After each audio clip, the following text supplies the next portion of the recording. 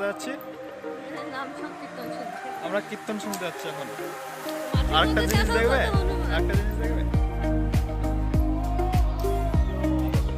এখানে আগের দিন মেলা হয়েছে, এরা আজকে বাসি মেলা, কি বলে বাসি মেলা, বাসি মেলা ঘুরতে এসছে, মেলা ঘুরতেছে সব।